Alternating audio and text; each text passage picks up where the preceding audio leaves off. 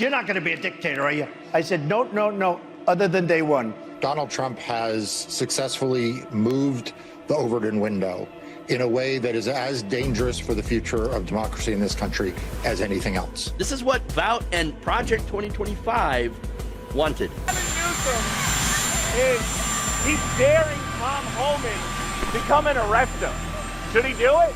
I would do it if I were Tom. I think it's great. They control the Congress, they control the White House, and they control the courts.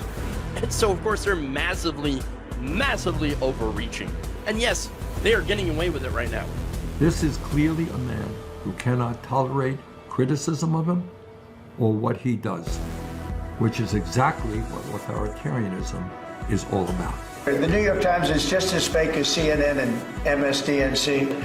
They really are the enemy of the people. What he is saying, rather bluntly, if you stand up to Donald Trump, he will punish you. Protesters in Philadelphia, state capitals in California, Minnesota, Michigan, Texas, Wisconsin, Indiana, and others showed up to oppose Trump, Musk, and Project 2025. US and President Trump has overseen America's largest military parade in decades as nationwide protests take place against his leadership. Demonstrations are happening right across the United States today to oppose the Trump administration. Two visions of America.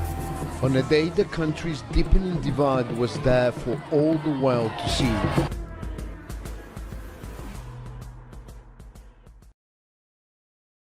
Good afternoon, everybody. Welcome to the show. It's Friday, FAFO Friday, which is the best day of the week. And hey, would you look at that? It's a day before the massive No Kings protest that has been planned. Interesting stuff. Might end up being a massive, massive event. So we'll see what happens. We'll see how it turns out. And we'll see how mad it gets the Mad King. So, with that said, again, it is FAFO Friday, and we do have a story here. Yes, it's kind of a new thing that I'm doing here on the show. Not really a new thing as far as like, oh, this is the first time I'm doing FAFO stories. No. I've been doing a lot of those, okay? And now I'm just making it a thing. It's an official thing, okay? This time I'm going to be talking about a MAGA county that voted overwhelmingly for Donald Trump losing their clinic. I already did a story like this recently, okay? But there's more of them because there are rural clinics and hospitals all over the country that are closing their doors because of the cuts to Medicaid that the Trump administration has gone ahead with. So they slash Medicaid by about $1 trillion based on lies and bullshit. Illegals are getting Medicaid. No, they're not. No, they're not. That's you can't even come up with one actual concrete example of that ever happening. It's not happening. It's just not. And you believe it anyway. Okay, these MAGA people, and again, I have some quotes here that shows you how difficult it is. Nearly, not just nearly, impossible to get it through their heads that they are voting against their own best interests.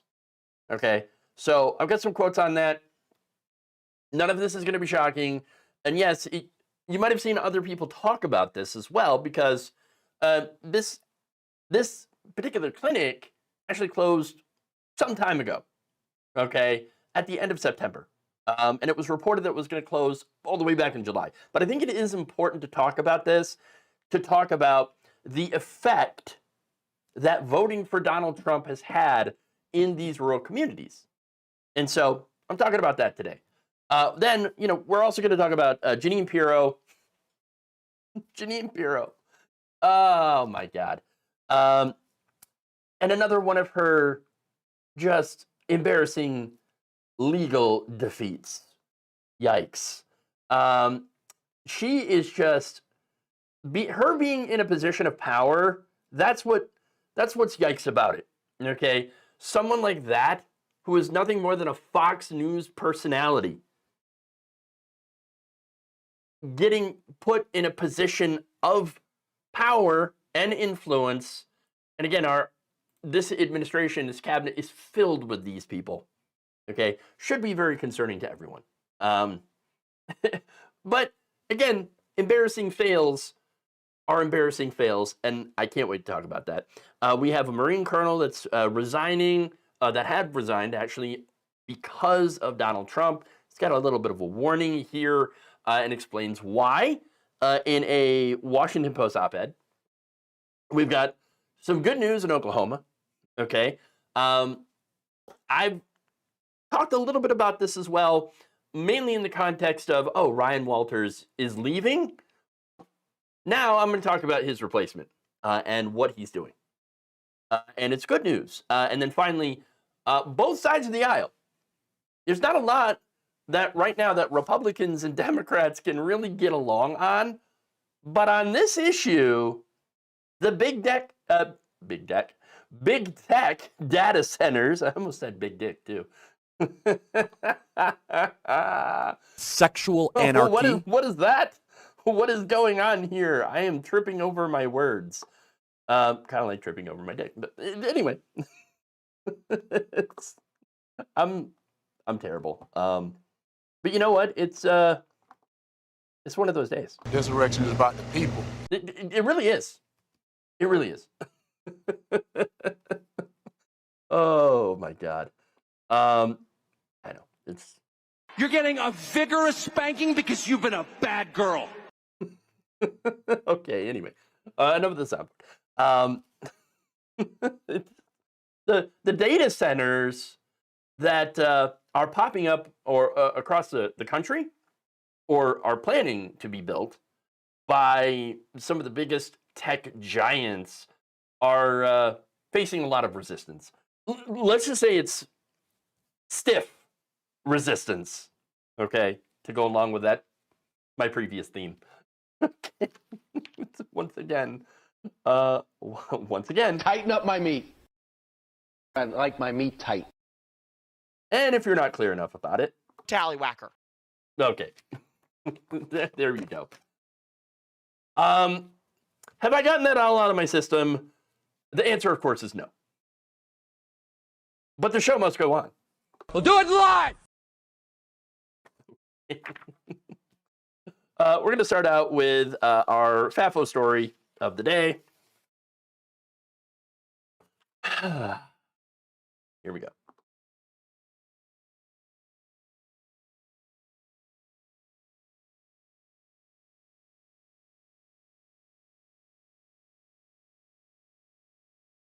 In a small town in the heart of MAGA country, residents no longer will have access to a health clinic, thanks to their votes for President Donald Trump.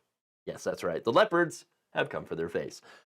In fact, at the end of last month, September 30th, the Curtis Medical Center in Nebraska closed its doors for good, for the final time.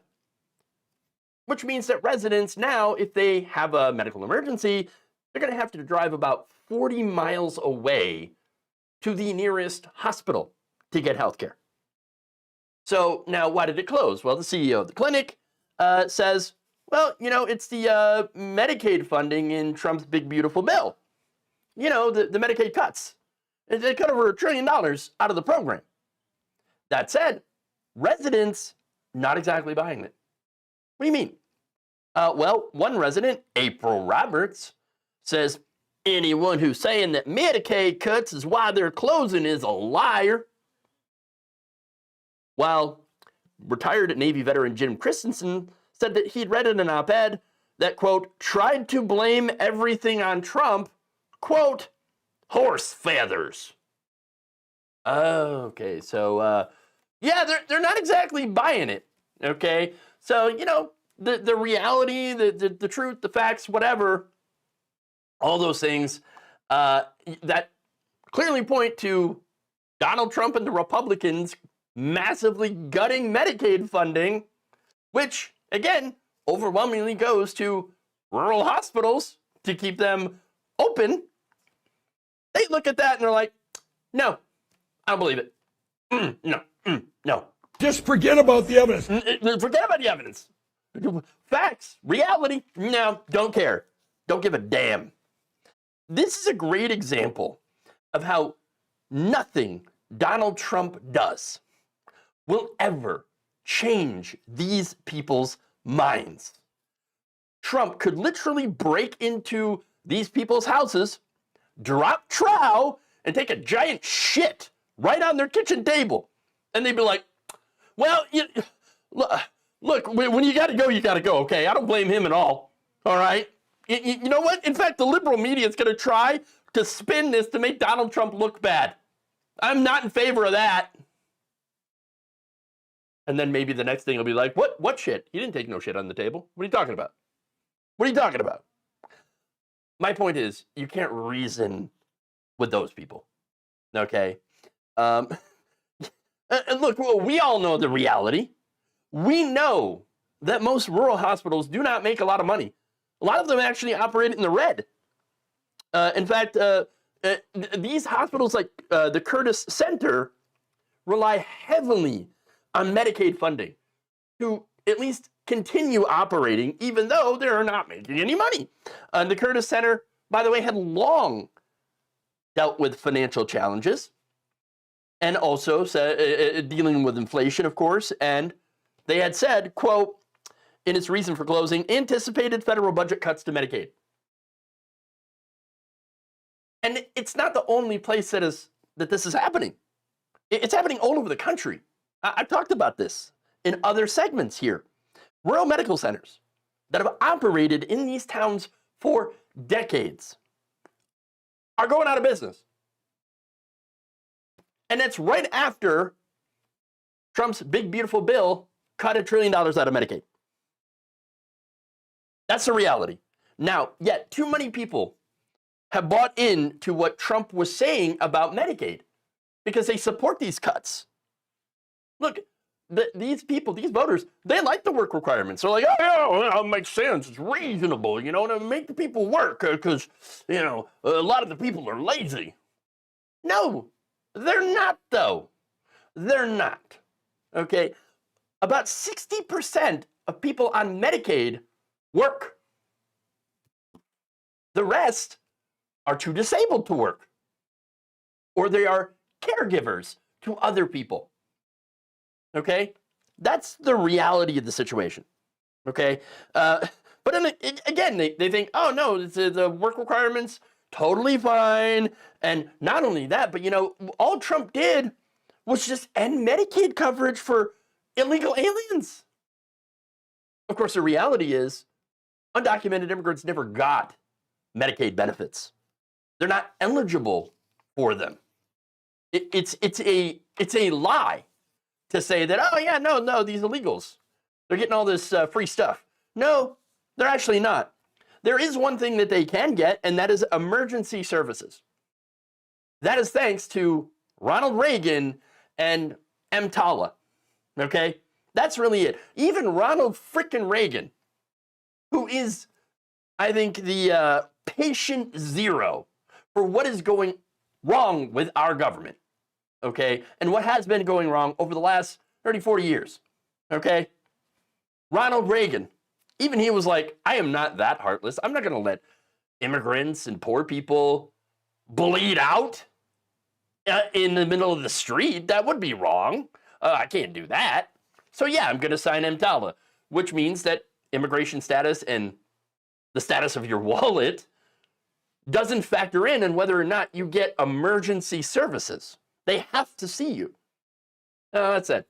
One of the residents, Joe Pop, a 3-time Trump voter, believed that the president was just doing nothing more than cutting wasteful spending and does not believe that Trump or the Republican Party caused the closure. Another resident, however, Sharon Jorgensen, who is a registered Republican but is not a Trump voter, never voted for Trump, said she was frustrated that so few of her neighbors believe in facts and reality. Quote, they're huge Trumpers, and it doesn't matter what he does. there's an excuse for it. There you go. Yeah, she sees reality. She's absolutely right. And look, Frontier County, where Curtis is located, they voted 86% for Trump in the last election. So, yes, major Trump country. It is redder than red. And now, unfortunately, as a result of their votes, some of the people there will end up deader than dead because they would not be, they can't get health care in time anymore. Think of how much time it takes for a stroke or a heart attack. You need that, care immediately. Every second counts, and now they're 40 minutes away from the nearest hospital. And there it is. That said, as I already mentioned, not everybody there is a Trumper, or even if they did vote for Donald Trump, they still don't all believe in the cuts. For example, 61-year-old Brenda Wheeler, a Republican who voted for Trump in 2016 and then didn't. She actually sat out last year's election, said, "I'm not in agreement with this bill. When we talked about making America great again, I don't think this is what we all had in mind." Well, she even is thinking about changing her registration from Republican to Independent as a result of the cuts in the big, beautiful bill, which, again, we had been warning people about. Now, another person, Carrie Kemp, said, "I don't like the Medicaid cuts either." 47-year-old had gotten Medicaid coverage after Nebraska voters. This is one of the great things that Nebraska voters had done. They actually chose to expand Medicaid in 2018. When you put it to the people, they're like, yeah, of course, this makes sense. That said, she had found it very difficult to document all of her different jobs, bartender, worker for the county, rancher, and had struggled to submit all of the necessary paperwork that is required, and now, as a result, was kicked off the program. That's the thing about the work requirements. That's the thing about all the onerous paperwork that they have. They're essentially burying people in forms and, and verifications, okay?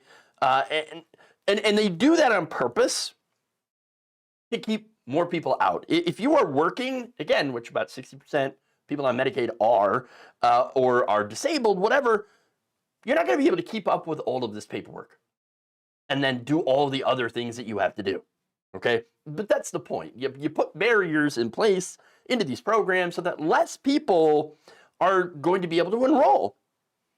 That basically is the Republican plan on how to save money on these programs. Just make less people able to, qualify for it. There you go, instant savings, because we're serving less people. What? That's the problem. That said, Kemp, a lifelong Republican and Trump supporter, says he does not hold any of this against Trump and suggested that once he finds out how much it's actually hurting his voters, that he's going to do something. I really think he's going to do something. That, my friend, is pure copium. Delusion. Absolute delusion. He is not going to do anything about this to fix it. He does not care about you. He just needed your vote. And he got it. You gave it to him. Look, we warned these people. They did not listen. And now that they're having the day they voted for, many of them still do not believe that he was the one to have done this to them. The Leopards came for their faces, and yet, if given the chance, they would gladly vote for the Leopards again.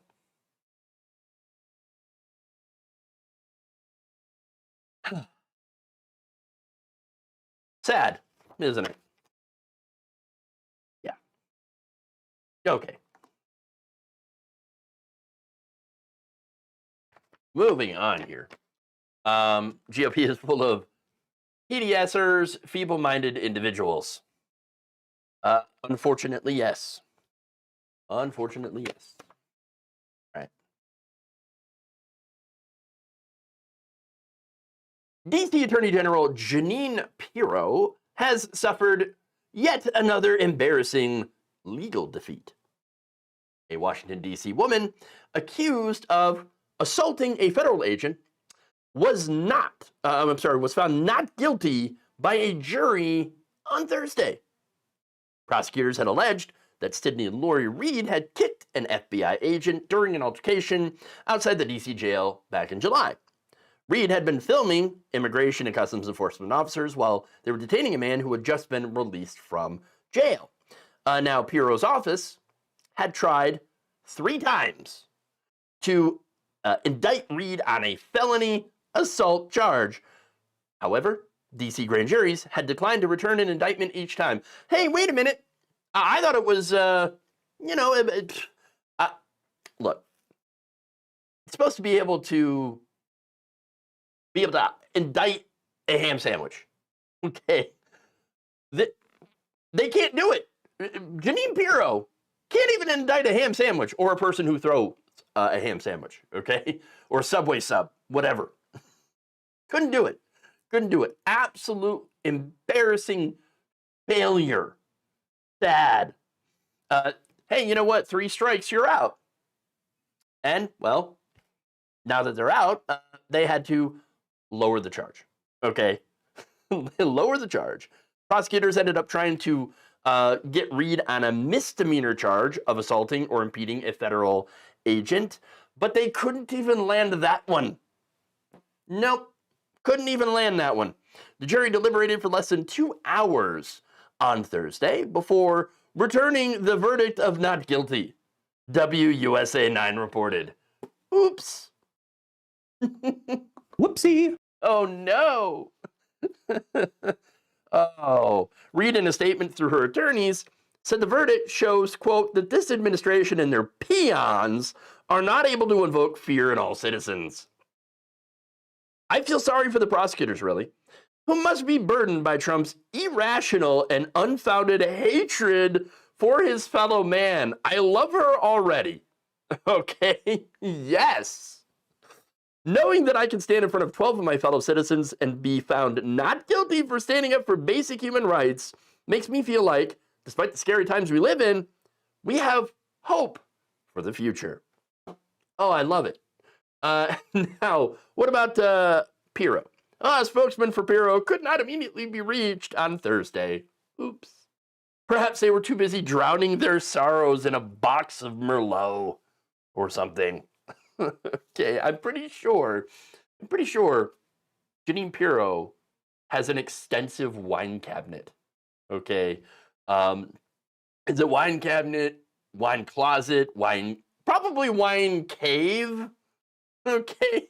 Or for her, wine complex. Okay. Now, that said, Reed's public defenders, Taziro Abe and Eugene Ohm, said in a statement the case was meant to be a warning from the Justice Department that it would have the backs of ICE goons. And though we're pleased with the result, Ms. Reed cannot get back the 2 nights she spent in jail because ICE wanted to teach her a lesson. Exactly, and that really is the big takeaway here. What they're doing is not about law and order, it is about instilling fear. Okay, and getting people used to seeing troops on the streets. Now, the good thing is that, again, patriotic Americans are saying we are not afraid of you or your jackbooted thugs, your Gestapo, okay, and your prosecutors that keep bringing bullshit cases. We are going to make sure that you keep losing. And they have been. In several of these cases, prosecutors initially pursued felony charges that would have carried up to 8 years in prison, but were forced to drop them after either grand juries rejected them or the weaknesses in their case became all too apparent. And a lot of this played out in court where judges, at least 2 of them, were actually berating the prosecutors for bringing these cases. Like, what are you doing here? You are wasting not only my time, the court's time, but you're also wasting taxpayer money on this garbage. In fact, in a closing argument for Reed, Abe referred to the federal agents as a lawless goon squad. Again, I love it. These are public defenders, by the way. Yeah, all respect to them. Like, holy crap. By the way, like, a friend of the show, Oldie Emmy Allurin, is also I believe she's a public defender. So there you go. Based as hell. Anyway, here's what Abe argued. Says, you should be livid that the government even brought this case. Yeah, I am. And so is every other good American. Okay, good patriotic American citizen should be against this kind of lawfare. Okay, now Paul Nguyen, who had been accused of assaulting a Department of Homeland Security officer during an early morning scuffle near a bar, ended up spending 4 nights in jail, even though his case was ultimately thrown out. Nguyen told the HuffPost of his stay at the D.C. jail, quote, "It was the scariest experience of my life." He added that he intended to file a civil lawsuit over the ordeal. Yes, do it. Do it. Do it. I love it. No, seriously. That would be awesome. Legal experts who spoke to HuffPost last month said that Pirro's office is basically just overcharging people for tiny offenses, and said that doing this could destroy the public trust in city prosecutors. Quote, this is Paul Butler, a professor at the Georgetown University Law Center. When they throw the book at people for minor crimes, it kind of maps onto the sense that a lot of people in the black community have, that prosecutors are out to lock up everybody they can. That the interest isn't so much public safety as it is putting people in prison. Not wrong. Not wrong. In fact, I love how he brought up the black community, because that's exactly how they've been treated for a very, very long time. And now everyone else is getting a taste of it. So, and it turns out it's kind of bitter. Okay? They're like, ooh, I don't like this at all. And black people, the whole time, black people are like, first time? Yeah. Well, hey, great. And here's the thing. People may be late to the party, but hey, at least you're here now. Maybe that will lead to some change. Now, Abe and Ohm said that they have faith that the jurors will continue to reject cases that they believe are lacking merit. And that's pretty much every case that Jeanine Pirro is bringing to them, okay? In fact, they said the Department of Justice can continue to take these cases to trial to suppress dissent and to try to intimidate the people. But in the end, as long as we have a jury system, our citizens will continue to rebuke the DOJ through speedy acquittals. Now, that actually brings me to a little bit of a fear, okay? Fear that this administration will somehow try to get rid of the jury system. I mean, look, they've already taken over the courts for the most part, okay? At least when it comes to the Supreme Court, when it comes to some of the district courts. My fear is, as they continue to be embarrassed like this by juries, that they will somehow find a way to start trying people without juries. I don't know how they will do that. It's just one of my fears here, okay, that they'll try to get around that system because they're like, oh man, turns out the people not exactly in favor of our baseless prosecutions. Now, thankfully, we haven't gotten to that point yet, but I wouldn't be shocked if they eventually do try. And so I'm just going to keep my eyes open, okay, and look for anything that shows you that, hey, the Republicans, the right wing, the far right, is trying to get rid of the jury system. And if that does happen, then we are, as a country, in a world of hurt, even more so than we are now. Okay. Now, that said, she keeps losing, and that's hilarious. Okay.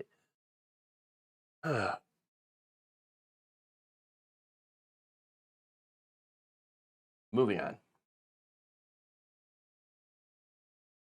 Some more pushback against this administration. You love to see it. A colonel in the U.S. Marines who had served for 24 years resigned in September and is now warning people about our country's future under President Donald Trump. In an op-ed titled, "I resigned from the military because of Trump," published in the Washington Post on Thursday, Doug Krugman noted that no commander-in-chief is perfect. Well, we know that. But said, nevertheless, that he believed that previous administrations had taken their oaths to the Constitution seriously, all except for Donald Trump, who has repeatedly talked about the enemy within as he points our military at our own cities. Democrat-controlled cities like LA, Chicago, Portland. Now, Krugman writes in his op-ed that although it was not clear to him if Donald Trump was referring to real crime or political dissent, he said this: "Military force is not the answer." And that's it, right on.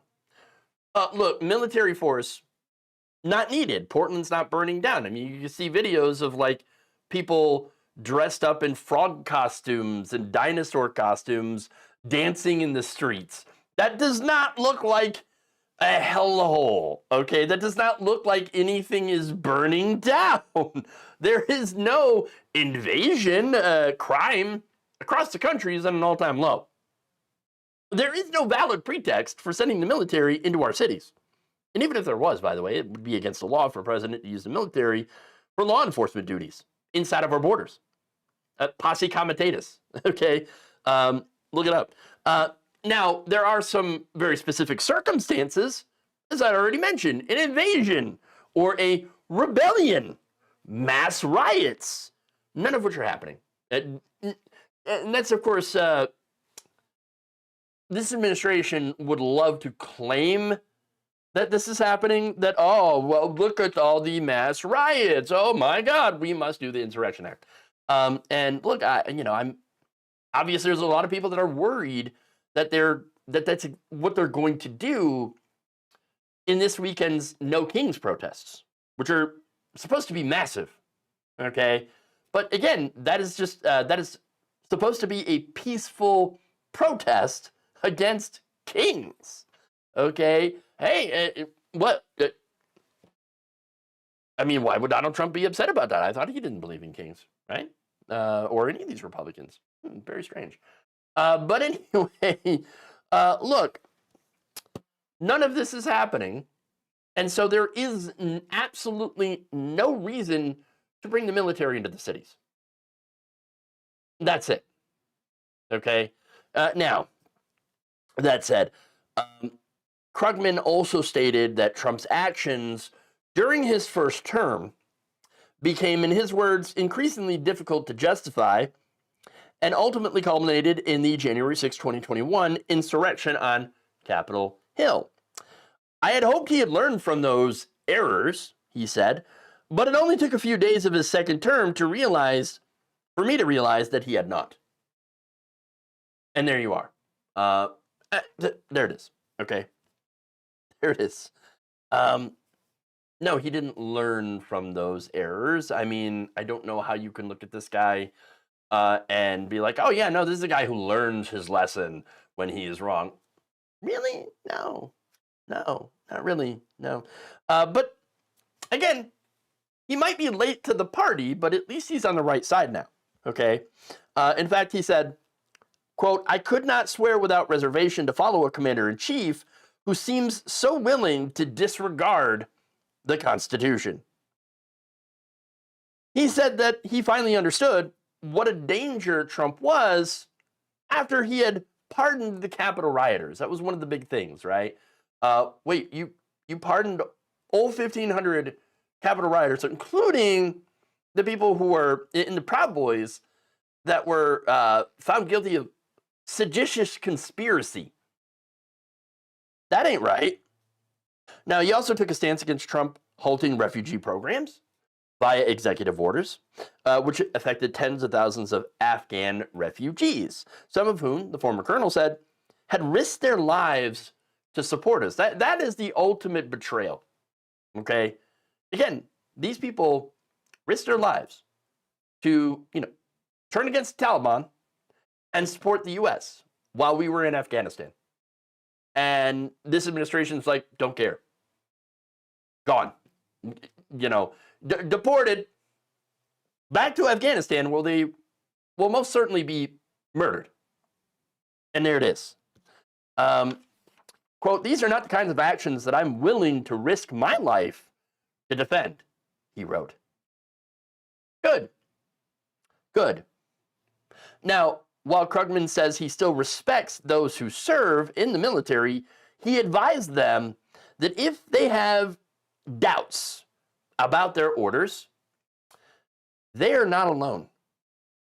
Quote, "They should be confident in questioning possibly immoral or illegal orders, remembering they are responsible for their own actions and knowing others are asking the same questions."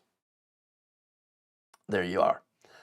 His statement, by the way, makes me think of one of the reasons that MAGA has been so focused on the youth, particularly young men, recruiting them, okay? It's because young men are often used as the shock troops for authoritarian regimes.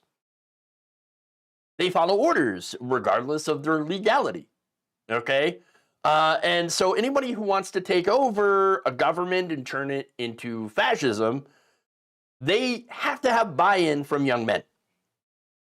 And unfortunately, currently the right wing has that. Young men, remember, swung very far right in this last election, thanks to the efforts of right-wing influencers, podcast bros, organizations like Turning Point USA. A lot of those young men,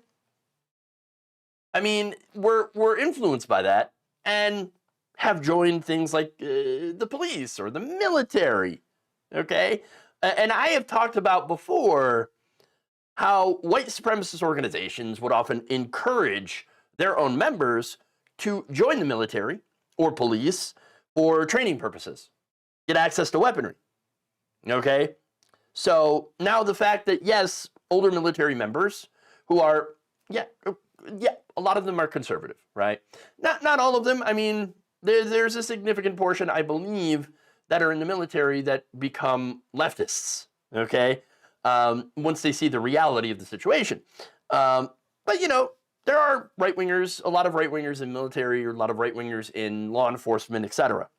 These are just right-wing organizations. Nonetheless, even if you're conservative, that does not make you a fascist, okay? And so people who are conservative in their personal beliefs are like, whoa, hold on here.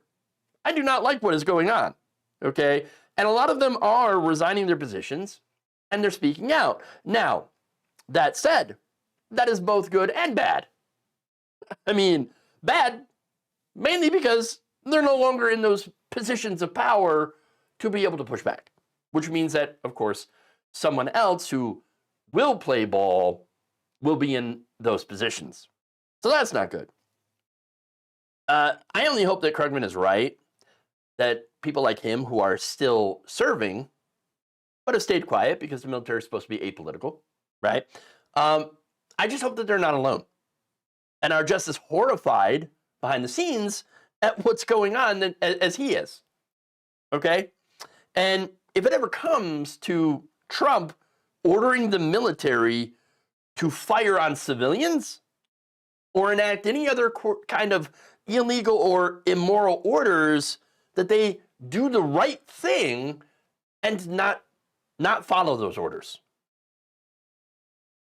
Because at the end of the day, we got to remember, soldiers are not machines. They have to think. They have to decide if an order is moral or not.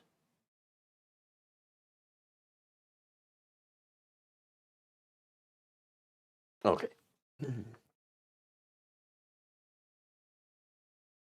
You are obligated to disobey illegal orders. Absolutely. have to have the people that have the courage to do so.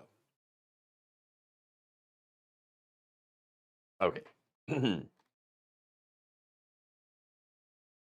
Move on.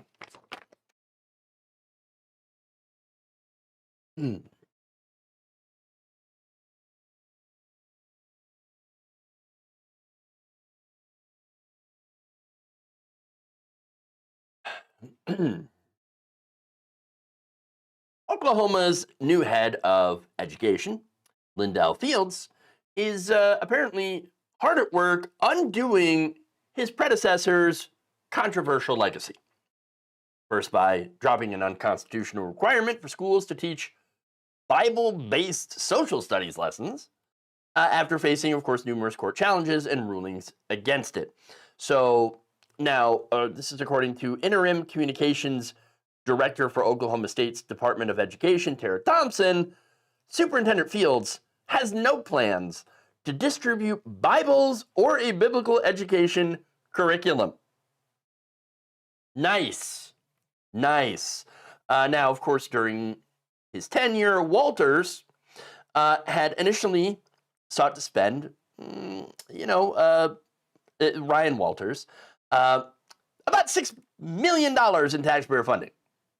So he's going to do that to purchase a bunch of God Bless the USA Trump Bibles for like $60 a pop so that he could put them in the schools.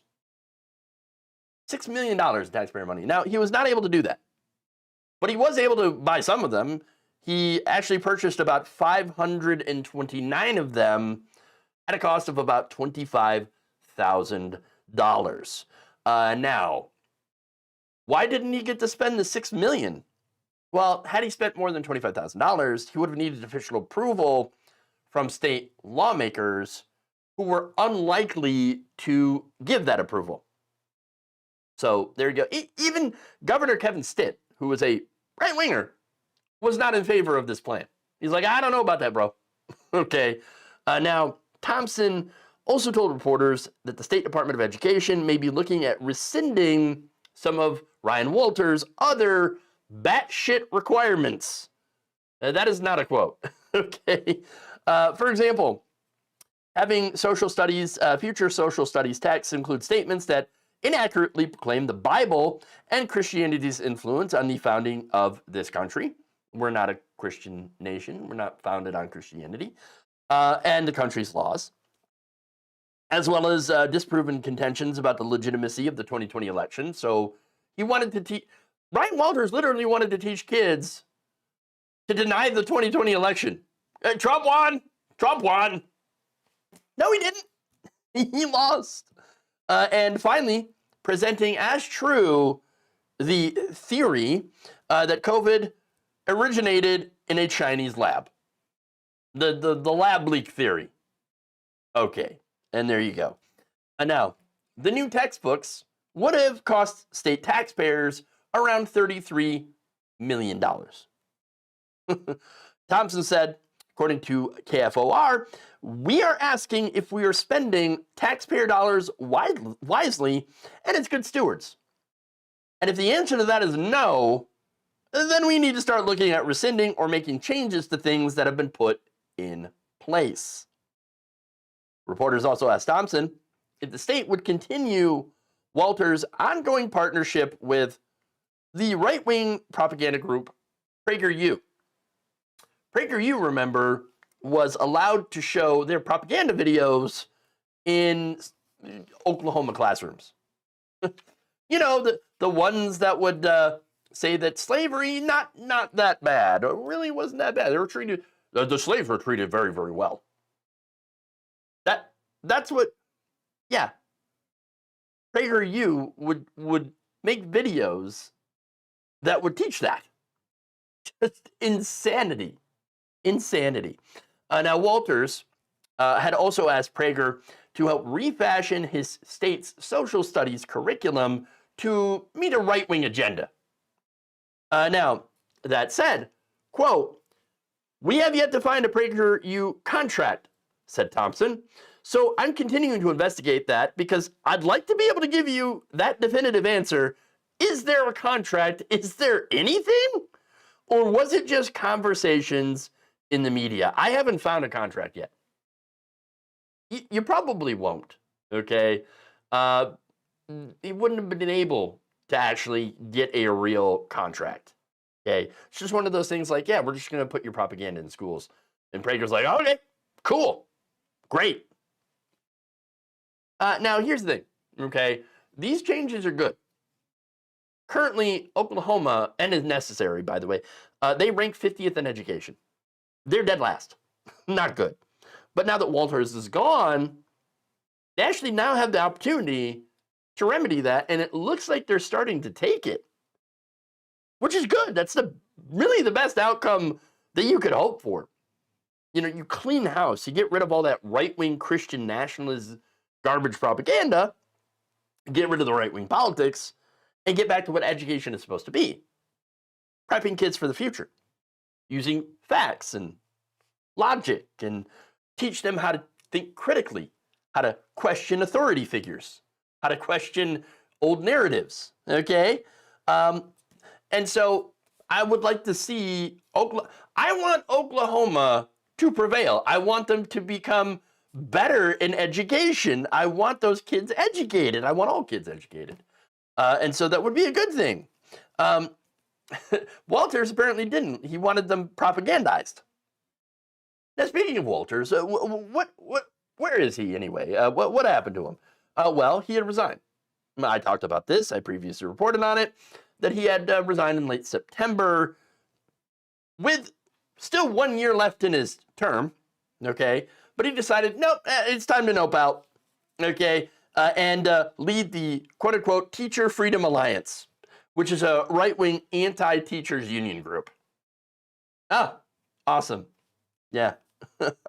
That's great. New group that popped up, bankrolled, of course, by billionaires who don't like teachers unions, etc. And so, yeah, propaganda. We want to do propaganda to the kids. That's what we want to teach them. Well, hey, at least he's no longer superintendent. Okay. Now, State Attorney General Gentner Drummond, that's an old school name, had ordered the Oklahoma State Auditor Inspector's Office to investigate the Education Department's finances over the entirety of Walters' tenure in charge. Because, you know, there's some allegations that he misspent funds. Oops. Drummond said that Walters had a well-established history of mishandling tax dollars. Will he get punished by that? For that, I should say. I do not know. If we had a functional country, then yes. But we do not have a functional country right now, so I doubt it. That said, I still think that there is reason to be happy about this. There is reason for the kids in Oklahoma to rejoice. Because finally, it seems like they now have a shot at getting a decent education. Make no mistake, that is something that we can all celebrate.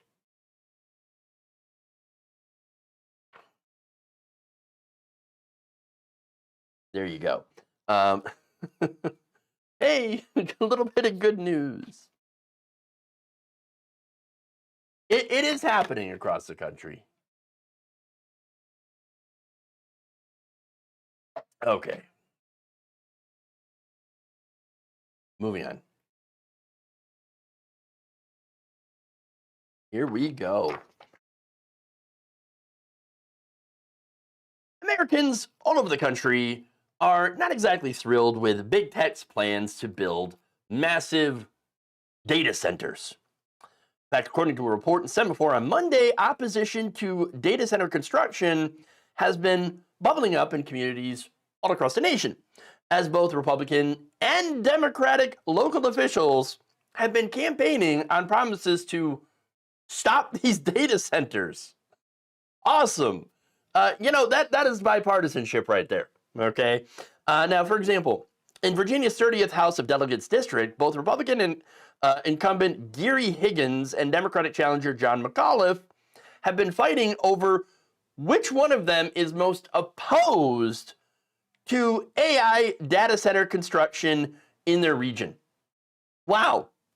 In an interview with Semaphore, McAuliffe said that the opposition to data centers in the district has swelled organically as voters realized that the massive negative impacts that these centers will have on the environment as well as on their wallets. I mean, McAuliffe explains that, hey, we're dealing with the biggest companies on the planet, so we need to make sure that Virginians are benefiting off of what they do here, not just paying for it. And how do they pay for it? Well, I will get into that. In fact, here's the thing. NPR on Tuesday similarly reported that fights over data center construction are happening nationwide, as residents who live near the proposed construction sites have expressed concerns about the amount of both water and electricity that these centers will consume at the expense of local communities. The NPR report explained that a typical AI data center uses as much electricity as, get this, 100,000 households. And the largest under development will consume 20 times that. This is according to a report from the International Energy Agency, which notes that they also will suck up billions of gallons of water for systems to keep all of that computer hardware cool. So, yeah, that's the reality. Okay? Now, that said, these companies are like, well, yes, sure, okay, we use a lot of energy and we're using a lot of water, but you know what? Surely voters will see the upside of being able to create videos of a fit-looking Donald Trump riding shirtless on a motorcycle with Tupac and Elvis. I mean, come on. Look at the value there. Not much value. Okay. In fact, residents are like, yeah, we're not buying it. We are very concerned about all that water that is being used and our electricity bills going up. In fact, the Philadelphia Inquirer reported on Monday that residents of the township of East Vincent, Pennsylvania, they have seen their wells dry up and are worried that a proposed data center in that area would make that even worse, which is true. It's what's been happening in Mansfield, Georgia. For years, that city has experienced problems with their water supply ever since Meta had begun building their data center in 2018. In fact, as BBC reported back in August, residents in Mansfield have resorted to buying up bottled water because their wells have been delivering murky water, which they said was not a problem before that Meta data center came online. Meta, of course, for their part, commissioned their own study, claiming to show that its data center has not affected local groundwater quality at all. No, what are you talking about? The groundwater is fine. As they drink, as they put out an AI video of somebody drinking groundwater because they won't touch it themselves. Okay. That said, Mansfield residents not buying it. Beverly Morris, who's lived there, says, quote, "My everyday life, everything has been affected," in reference to the data center. "I've lived for this for 8 years. This is not just today, but it is affecting me from now on." And there you go. Now, in addition to the concerns about water, of course, there's also concerns about the massive amounts of power that these centers require. According to recent research, these fears about power usage are well-founded. In fact, Mike Jacobs, a senior energy manager at the Union of Concerned Scientists, last month released an analysis estimating that data centers have added billions of dollars to Americans' electric bills across 7 different states in recent years. In Virginia alone, for instance, Jacobs found that household electric bills have subsidized data center transmission costs to the tune of $1.9 billion in 2024 alone. God damn. And this is at a time, of course, where you have inflation, where everything has gone up, and now the data centers are getting subsidized by the taxpayer, okay, to the tune of billions of dollars. In fact, Jacobs explains the big tech companies rushing to build out massive data centers are worth trillions of dollars, and yet they're successfully exploiting an outdated regulatory process to pawn billions of dollars of costs off on families who may never even use their products. And that's despite, of course, the fact that every single one of these tech companies has been trying to jam AI into everything. Okay, everything. And people are not interested in it. Okay, I'm not interested in it. Look, people deserve, he says, to understand the full extent of how data centers in their communities may affect their lives and wallets. It's a clear case that the public unknowingly subsidizing private companies' profits, which seems like an American institution at this point, where, yes, taxpayers always unknowingly end up subsidizing giant corporations. Look, here's the thing. I don't want to pay more in my electric bill and lose my water just so some right-wing internet rando can generate false and misleading videos showing Portland on fire or something, and have that get retweeted out by President Trump in his, and be used as justification for more military invasions into American cities. No, thank you, sir. Not at all interested, but that's what it's being used for, or will be. Now, that said, while there is backlash in these areas, it's still not a national issue, which I think is kind of insane. It should be a national issue. More people should be paying attention. Now, an advisor to Bernie Sanders, Senator Sanders, Faiz Shakir, did predict in an interview with Semaphore that this will pick up, and that opposition to the construction could be a winning political issue for anyone that decides to get ahead of it. Quote, for any Democrat who wants to think politically, what an opportunity. The people are way ahead of the politicians, as we often are. The only problem is politicians don't exactly listen to the people in this country. Look, that said, AI and data centers is one of those issues that is, once again, pitting the very rich who donate lots of money to politicians against people who will be impacted by this the most. I think it's very unlikely that this administration will pull back on AI because, look, tech bros have showered Trump with money. And so if you showered Donald Trump with cash, you are going to get what you want. He is absolutely corrupt, okay? And in return for that money, he's been deregulating the shit out of the industry, all right? That said, local politicians, at the end of the day, do have the final say over these data centers and whether or not they come to your neighborhood. So if you are looking for someone to call, I think calling your local representatives and saying, no, we do not want these in our neighborhood, and organizing your friends and family and your neighbors, your community against any plans to bring these data centers to your area is probably your best bet in fighting back.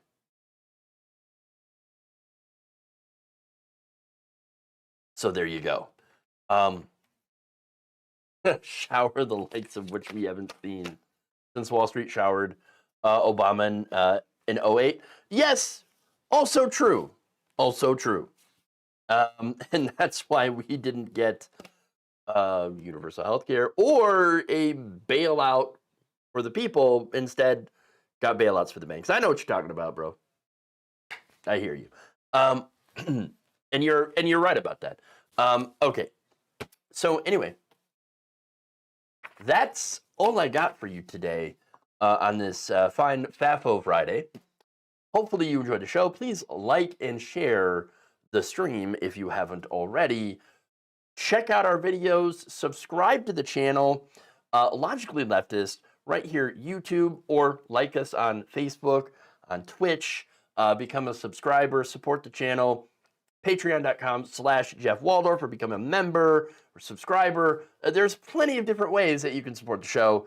And one of the big ways, of course, is to share these videos, to share them, to, post them on your social media accounts, repost, retweet, whatever you got to do.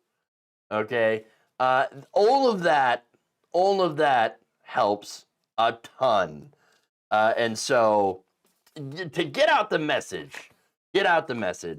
And by the way, again, No Kings is tomorrow. That hopefully is going to be epic and with a massive turnout.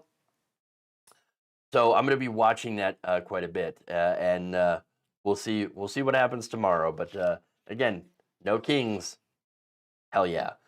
With that said, thank you all, love you, and remember, change begins with you. Good night, everybody, and we will see you back here again on Monday.